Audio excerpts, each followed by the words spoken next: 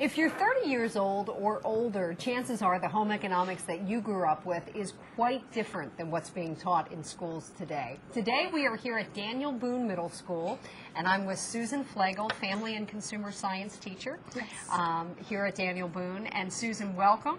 Thanks so much for sitting down with us. We want to talk today about how family consumer science has changed and what's being taught today and what parents can do to help kids be healthier in conjunction with what's being taught in school. So first of all, tell us about the changes.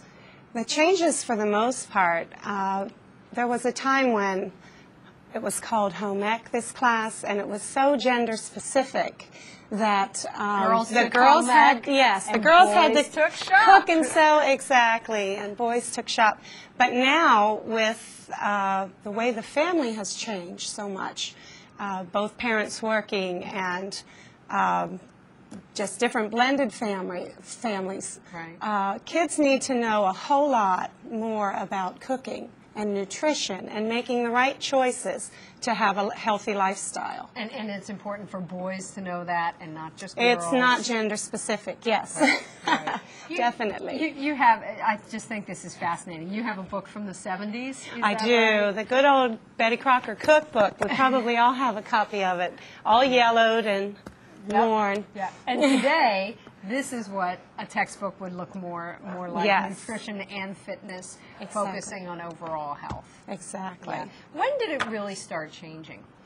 I believe the mid-90s, when families started to change and kids are coming home when both parents are working and they're reaching for anything in the cabinet that they can. Kids are hungry when they get home from school and they don't know where to begin to fix something nutritious. Right, and that's one of the things that you focus on teaching kids is how to not only what to eat, but how to make some things themselves. Sure, how to prepare it and how to prepare it safely and how to clean it up. So everything that moms and dads want to see when they come home. Yeah. You find that a lot of your students are going home to places where both parents are not home from work yet? I do find that. Some kids are all to the point where they actually start dinner. Wow. Which is a big change from That's when impressive. I took home ec, yes. Yeah, absolutely. Sure. What are some of the tips that you can give parents for helping their kids to be more healthy? Keep that pantry stocked with healthy things. When you look at your grocery list, if you're spending over 10 or 15% on the junky foods, the candies and the goodies, think of what that money could buy to build a healthy cabinet. Okay, give us some examples of some things that might be good, healthy choices. Okay, a child can microwave a baked potato and fix that with healthy fixings for the price of a whole box of fruit roll-ups or sugared cereal. Right. So also keep lots of fruits and vegetables. It's not that much more money if you get rid of the garbage that you're filling your shelves with, then you're spending the same amount and you'll get the benefit of healthy kids. Right. It doesn't hurt to have those things cut up ahead of time. So oh my goodness. I know some families start on Sunday and they'll fix a whole big bowl of fruit salad and then they can eat that for a few days, or cook healthy meals on Sunday and freeze them. There's so much that we can teach the kids, especially in middle school.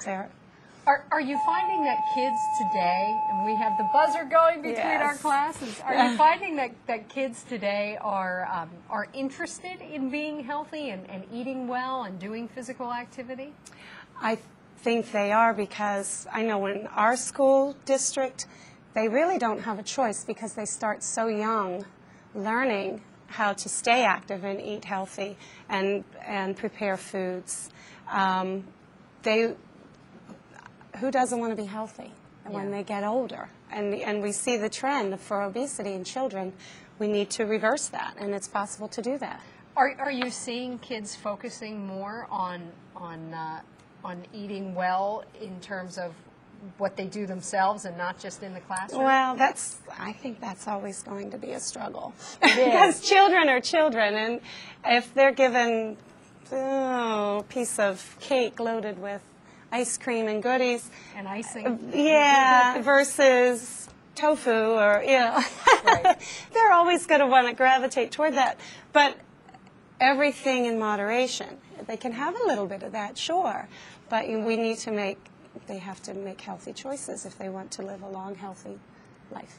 One of those healthy choices, in addition to the food that they eat, is the amount of physical activity they get. Yes. And I noticed our book even is Nutrition and Fitness, Lifestyle Choices for Wellness. Right. Do you talk about fitness in Family Consumer Science as well? We do, and we go over the food guide pyramid, which has been revised to include a set of stairs that go up the side. And I have made a point in my classrooms, everyone should get at least 60 minutes of activity every day. They've changed the guideline. So I will make my children just jump up and down or walk around the tables for a whole minute.